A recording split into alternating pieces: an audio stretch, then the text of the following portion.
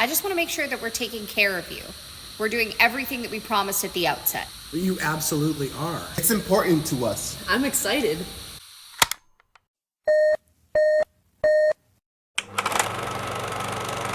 I've been dancing since day one. I started doing theater when I was 4 years old, a wee one. I've been doing theater for almost 2 decades now. I got started in 6th grade. The high school musicals in my town were like a big deal. I started in Brazil in my middle school. I know it's really weird, but I started because my sisters were doing it and my mom didn't want to drop us off at 2 separate camps. My mother encouraged me to be on stage. She was like, you guys can all just go together. She was like, you're a performer. So I was always just in the hip hop scene in general. I had watched movie musicals with my parents all the time, and I was like, wait a minute, people do this live? It's been almost 12 years. Nice, yeah. So I am also a theater carpenter, building all the sets, painting all the sets, whatever is necessary. I just knew that this was something that I needed to do for the rest of my life. But then you also have the other player in the scene, or the director wanting it a certain way, or questioning that choice, or offering their own suggestion, which is like totally valid.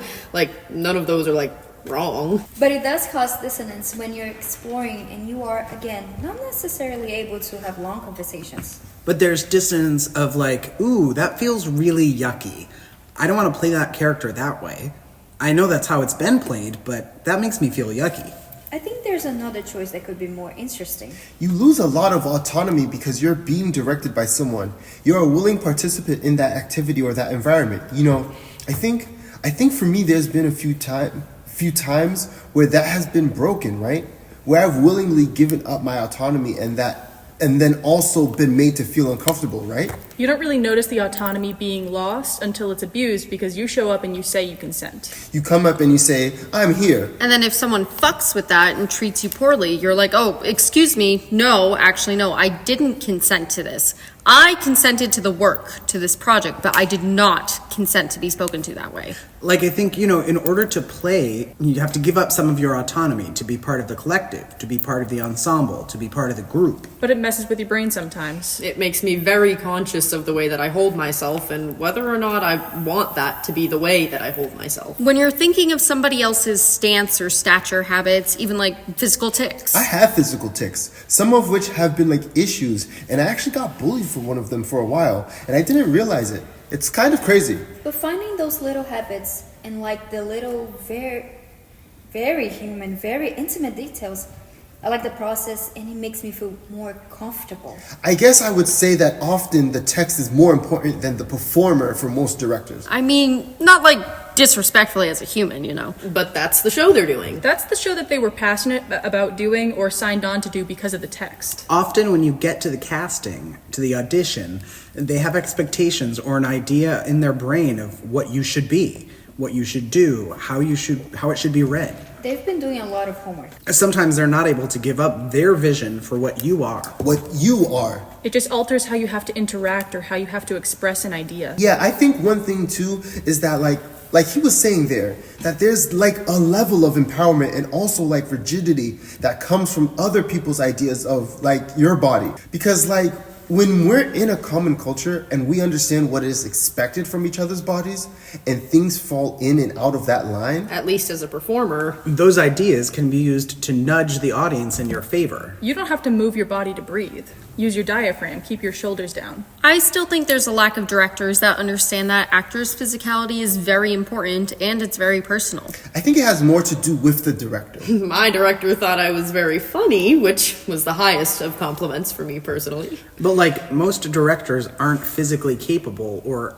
as physically trained. Aren't aware of how to move the body. Or have other people move their bodies. And a lot of directors are like, well, I'm not a dancer. I leave that to the dancers.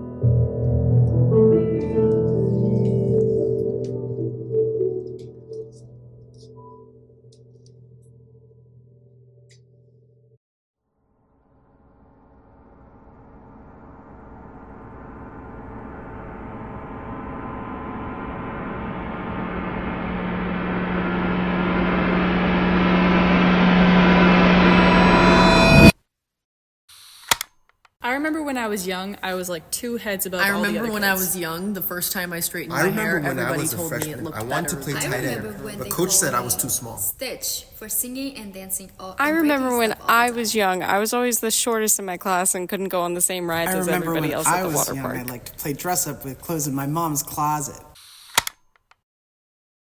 When I was younger, I didn't pay much attention to how you look and how you hold yourself. I feel like I was less aware of it when I was first starting out. I do remember like falling out of a high chair once, and so like, oh, ow, you're heavy. Like when this falls over, it hurts me. So like this is like a very like early sense of I have a body. As a youngin', before I started school, I liked to play dress up and, cousin painted my nails, but like, not out of like, oh, fun painting the, little boy cousin's nails just to be silly. Like, I wanted my nails painted. I wanted to play with Barbies. I would wear my mom's scarf around my head to pretend like I had long hair and like run down our hill and like let it blow in the wind.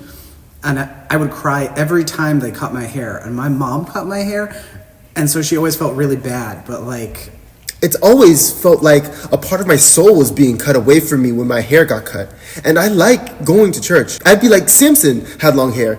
Like Jesus had long hair. Can I just have long hair? Like, why is that a problem? I love my parents, and I think they did a really great job of being supportive, of also making me conscious of the way the world was. It's funny because when I have like a physically challenging role or like something with a lot of physicality, I feel like a kid again. And it makes me really happy because I feel like it just is nature for all kids. You really don't care what anybody else thinks because you're just living in your own little world. And my family's gonna sit there and they're gonna clap for me because that's what they have to do.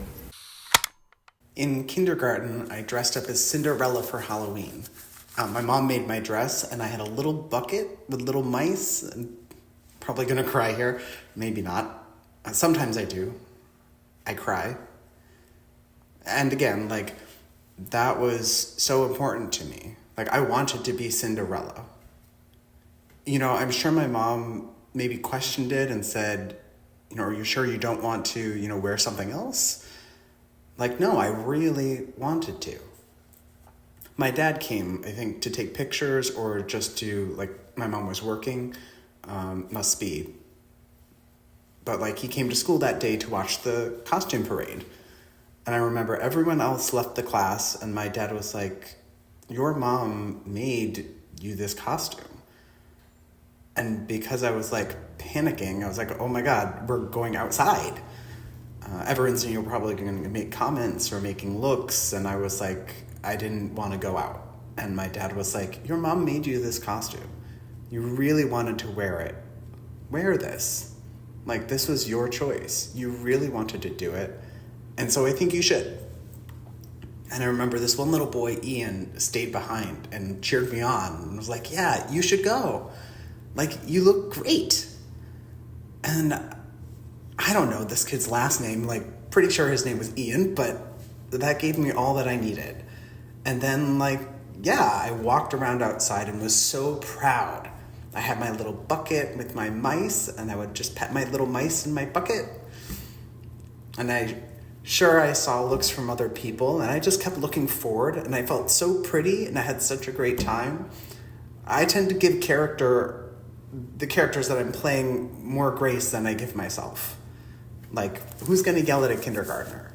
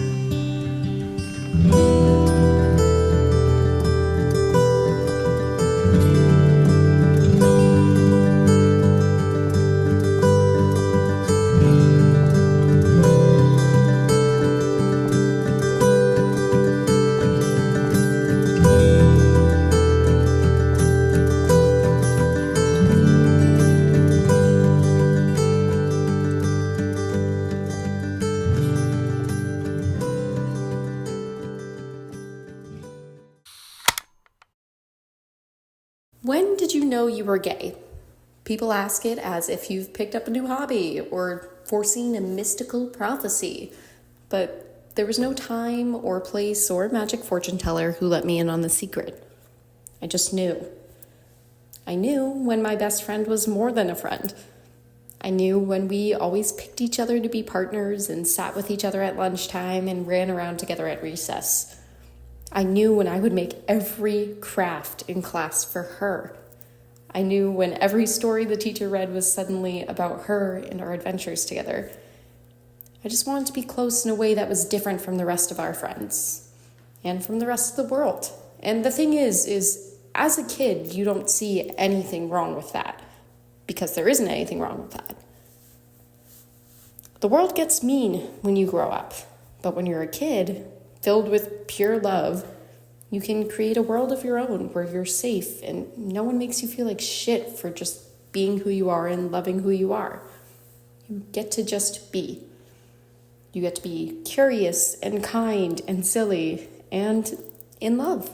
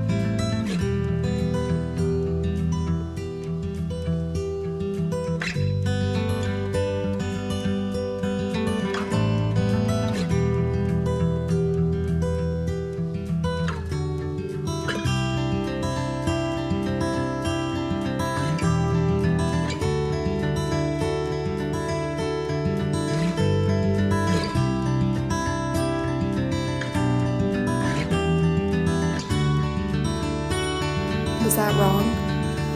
Am I not supposed to feel this?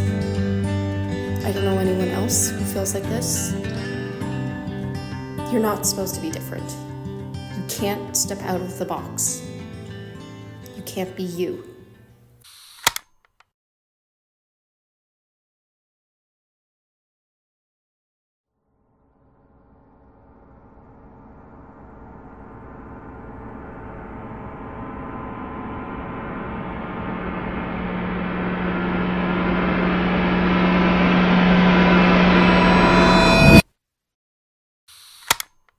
I remember as a teenager, I was walking through one I of the remember locker really rooms being excited to and, shave my face, but I one don't of the want hair people growing decided there. to I remember comment when I was on a my teenager chest, and had to switch my I looked deodorant around the because room I and remember when I was realized a had the teenager, biggest I wanted one to I in the remember be as a anybody teenager, else. I started getting more eyes on me, and I just didn't As a really know what to make teenager, of it.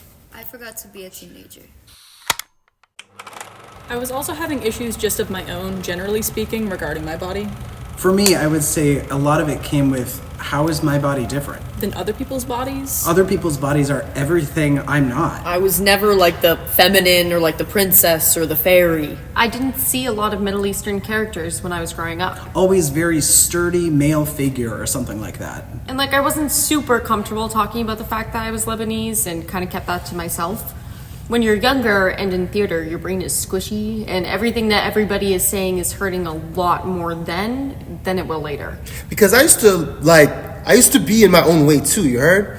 I used to want to be like, yo, notice me, do this, notice me. When I was in elementary school, my best friend Jenny, It kept being brought up. she turned to me and she said, You need to get a bra. and I was like, oh. It's a lot. It's a lot. I literally had somebody say to me, how's a size 4 and a size 00 gonna fit in the same dress? And it's a lot of pressure that I think mentally a lot of people put on themselves, including me. Like, my mom, she was worried that, bad TV was the only trans people you saw. Staying home from school, Watching Jerry Springer. And being like, this is right. it's horrible. As things get bigger or hairy, or you're like, I don't want it, I don't want that. I'm somebody that knows myself too much, you heard? And you often find a lot of people in this setting that don't know themselves at all. Yeah, they're good at playing, but they don't know who they are. I always err on the side of caution because, like, you have to trust in the work that other people have done around you. But that's not always the case. How do I navigate that shit? Just be who you are. Just be who you are. Moving and growing as a young queer person and not even knowing it makes for a pretty confusing relationship with your body and identity. As I moved through life, seeing things in other people that I admired, I spent so much time trying to decide if these qualities could be my own. I didn't know there was another option besides just feminine or masculine. I thought I had to choose. Especially being a woman with a hyper-feminine body type, I thought there was only one way to present myself, but that way didn't always feel right. Not understanding my queerness until later, I couldn't quite grasp why I felt so different every day, and why I couldn't find one style that felt light or right, or a general energy in my body that didn't feel awkward, or like something needed to change. When I couldn't figure out who I was, I looked to other people, TV characters, or even characters I played, to try and discover what pieces I could fit together that would ultimately make up the version of myself I had conjured up in my head, like a proper teen Frankenstein.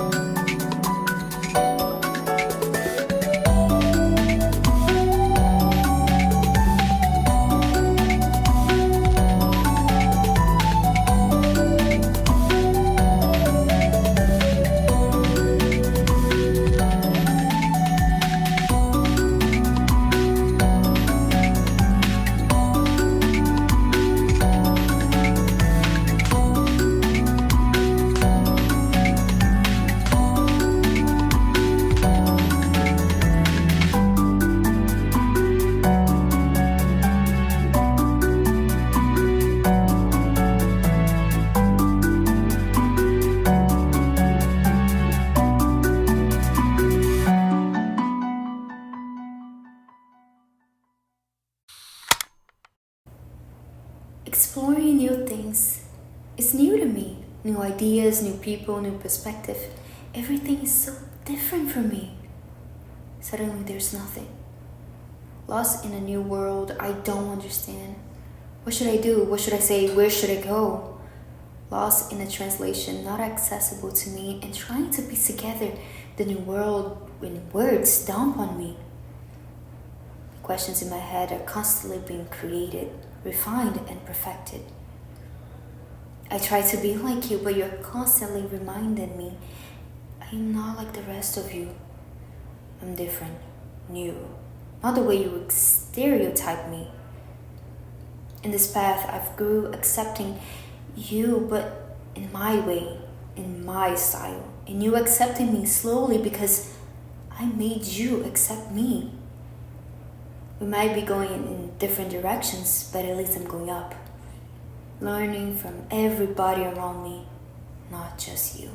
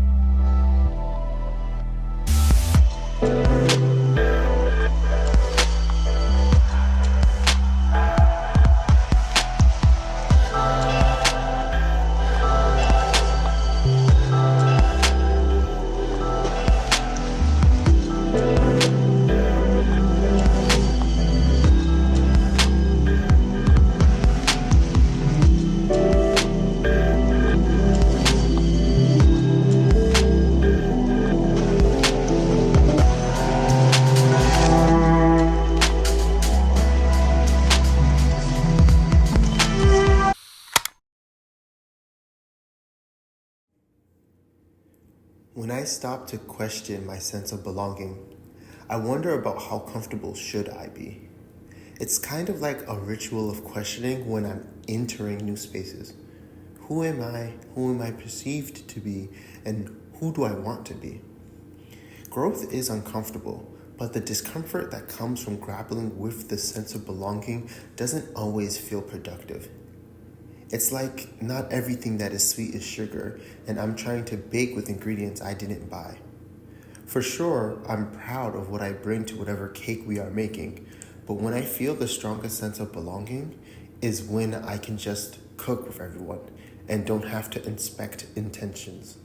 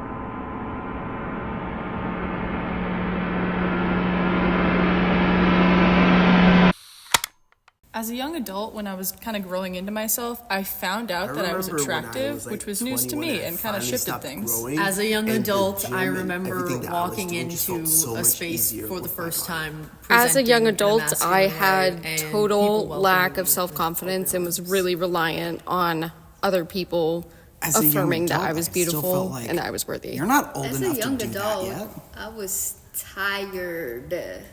So tired of life.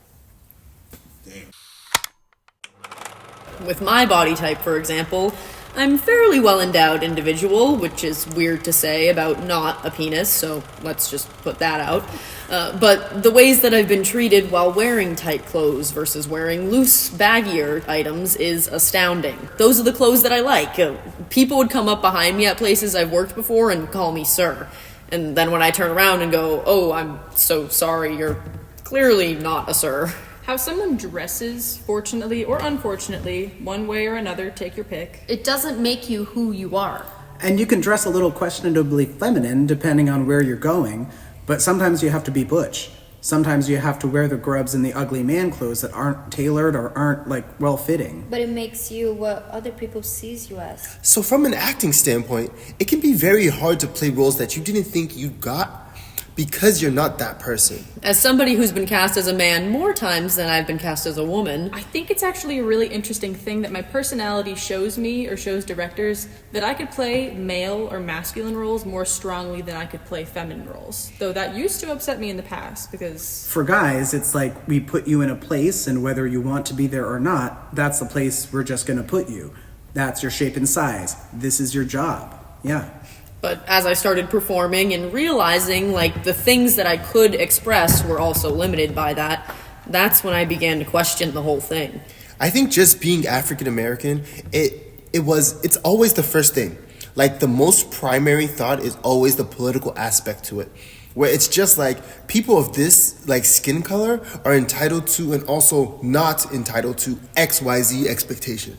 Oh, well, they have to be sexy, so they've got to be thin, or they've got to be sexy, so they got to have lots of curves. We don't want no skinny bitches, right? But now you've gone the other way. Like, everybody has nothing. I say to my kids all the time, everybody has a different body.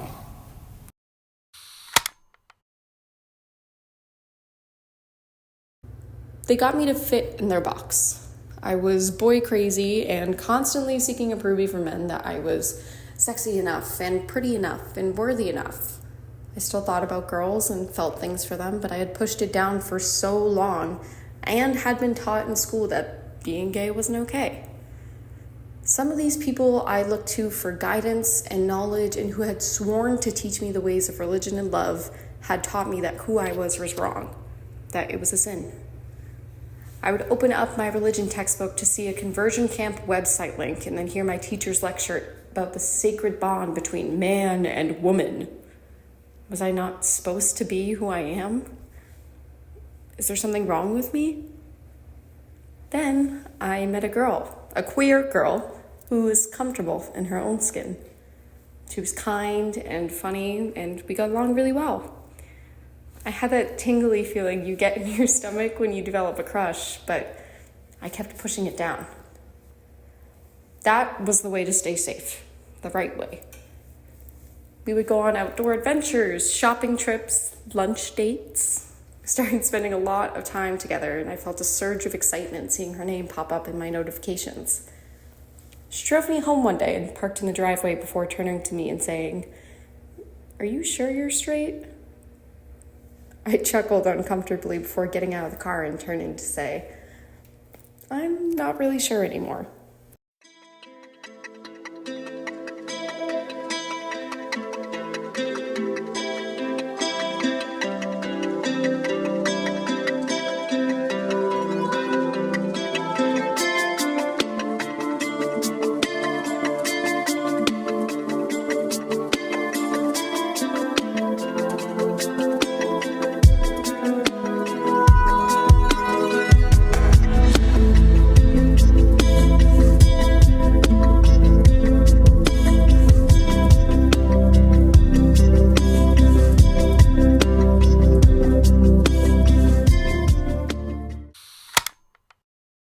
You have to show that you're queer enough for someone to feel comfortable around you, but not so much that that second person standing next to you on the bus might kill you on your way off the bus or beat you up.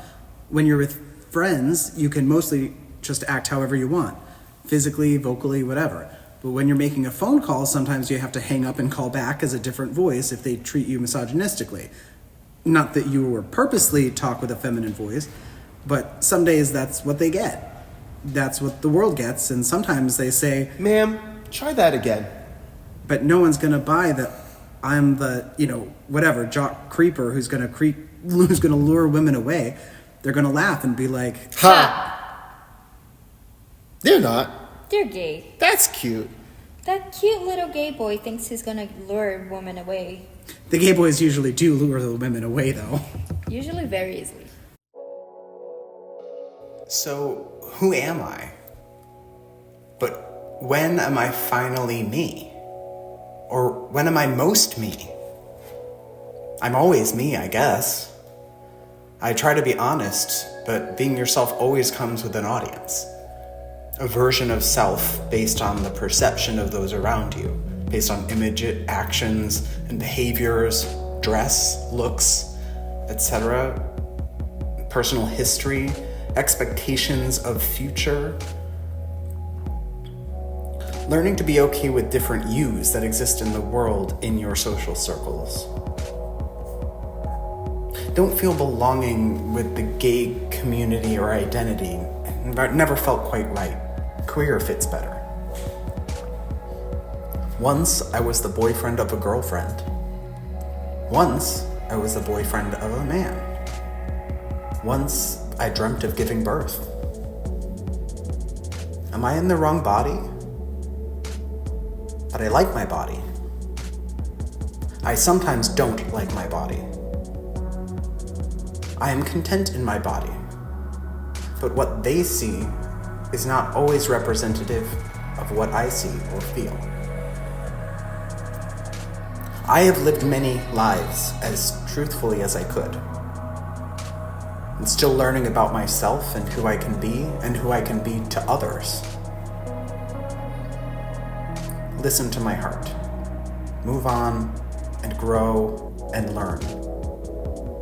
Try to own memories from my past lives without shame or embarrassment. As I continue to evolve into the truest version of me.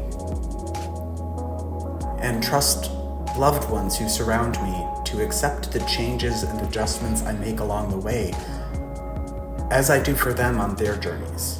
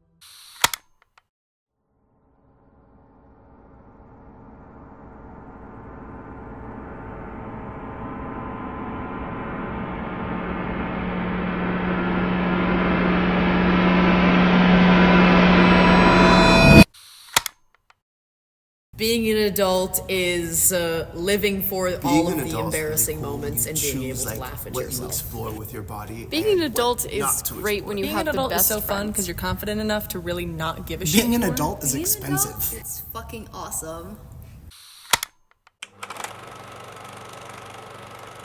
It's called body language for a reason because everybody has a language and it's talking. Sometimes a lack of connection can also show a connection. I feel like I'm still learning about my body. I don't fully understand it yet. Just kind of struggle through it until it makes sense. I have have to kind of pussy up and like take a chance and take a risk. Dancing has given me the most confidence over the years. I like the fact that I'm tall. I enjoy that. I like the fact that I have a mole on my face. That's an interesting feature about me. I'm not insecure about my weight. I think that I look powerful when I dance, which is important to me. And I look good, you know? I can fit whatever I want to do, and I can. I can express physically the way I feel. That's the most important thing to me. Often, I will find ways to make it less comfortable for me. This is how I would be the character. But is there a way I can shape it so people that know me aren't like, oh, that's just him. Or them. There was definitely a connection. In the same way that I mentioned earlier, when sometimes a disconnect is a definition of a relationship itself. Yeah. Playing someone who is confident in their non-binary androgynous self showed me that even though I do think I'm androgynous, I am not non-binary.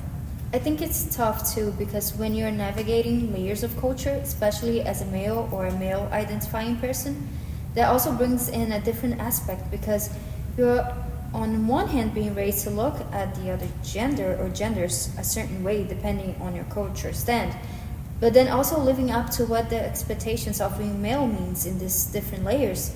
There's a moving target for sure.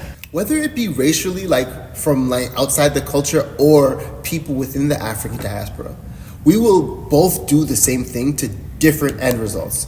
Sometimes I don't think of the body and soul as one thing being me, and I tend to separate it when I feel like it needs to be separated.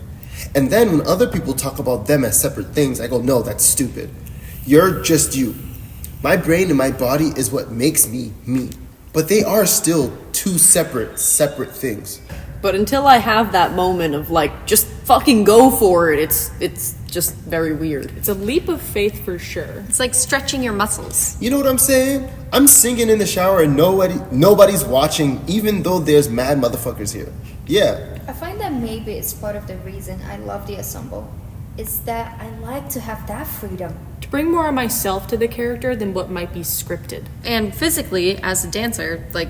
I like gender, or dancing defies gender. It kind of sucks as an adult to just be a beginner again. Like, it doesn't feel that good.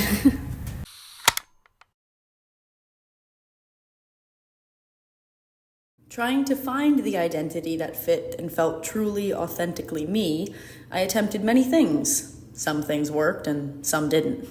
For example, playing a character that has a natural confidence that I didn't already have and being inspired by that, but struggling to make it fit who I actually am. As I grow and learn about myself, I have gained so much insight into who I am and embracing those qualities rather than trying to wear a mask that fits on someone else. I've learned to let growth come naturally, and that by trying to force it, I only take steps in the wrong direction. I've learned to embrace natural awkwardness, the goofiness, the masculinity, and the femininity, and not letting myself be defined by one trait, or one style, or one energy.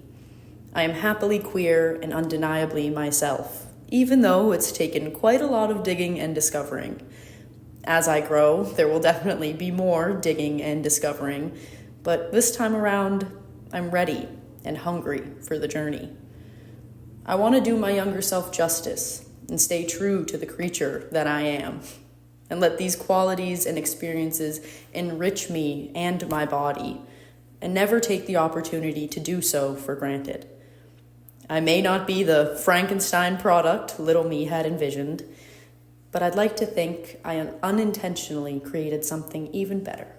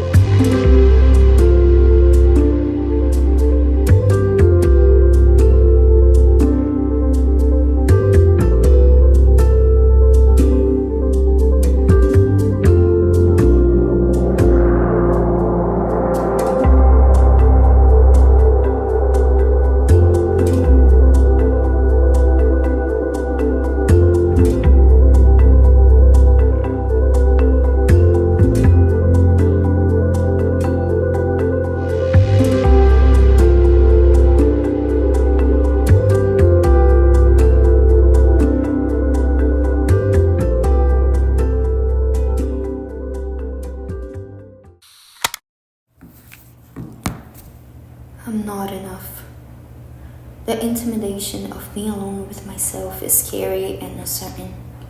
I push and pull. I am aware of my weaknesses. My knees are on the floor, pulling myself down because that's how I learned to go by. If I'm down, I'm invisible. And if I'm invisible, nobody notices me. There's no criticism, no pressure. It's impossible not to feel pressured. I'm the example, the second oldest. I can't make mistakes. I can't fall. I am enough. If I don't make mistakes, I can't get up. To be perfect, you need to know imperfections. But it's not about being perfect. It's about letting go. It's about allowing yourself. I am not a stranger to myself, not anymore. I am more than enough.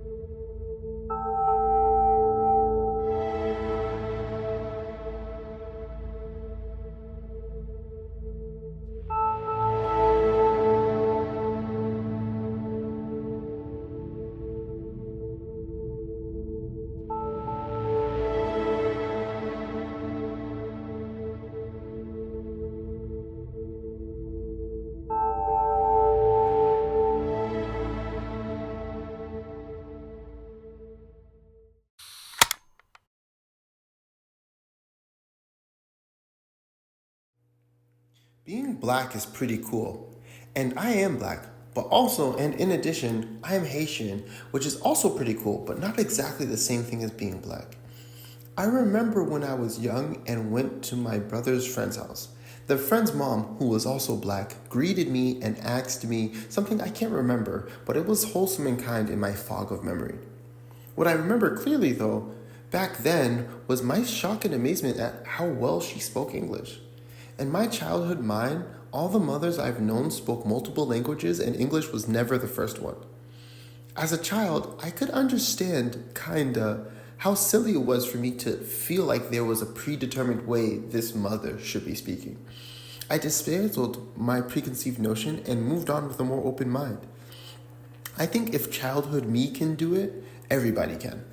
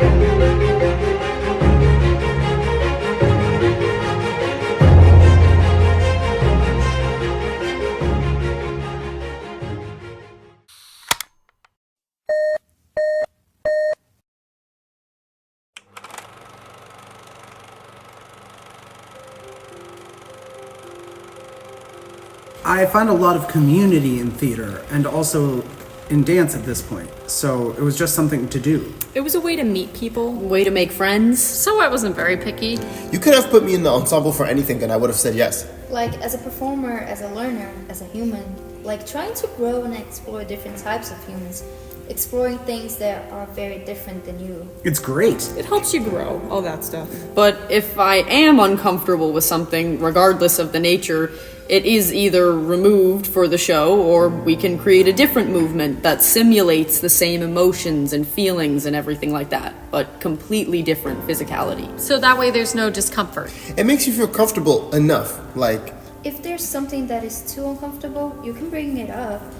Making sure that your performers feel safe, incredibly important, because if they don't feel safe in a space, they're not going to open up the way that they're able to. and when you're unable to open up, you have less of a chance to connect with the people around you. Staying present in the moment and all that jazz. It's so interesting how different levels of privilege allow you to have a different intensity of investigation within the idea. I think American idea of body culture has to do a lot with the media that we consume, because America's all about media. It just is what it is. So that it's developed a plethora of issues of how people perceive themselves, because they see things that are either untrue, greatly misrepresented, and then they see themselves in the mirror, and it's just nothing matches. Yeah, like we don't need deniers. Like it's real. Body culture is a thing that affects everybody in theater.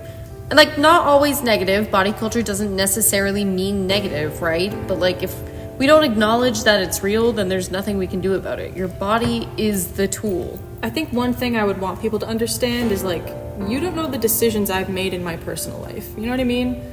Like there's so many times where my body shape has been taken. Like people have taken the information of how I look in my body in the space that I'm in and have made like a list of deductions on that. And everyone says, just be who you are. I think it's a rare gift to be able to say to people, just do it. What's the worst that's gonna happen? Dance like everybody's watching. Watching. Give them a show.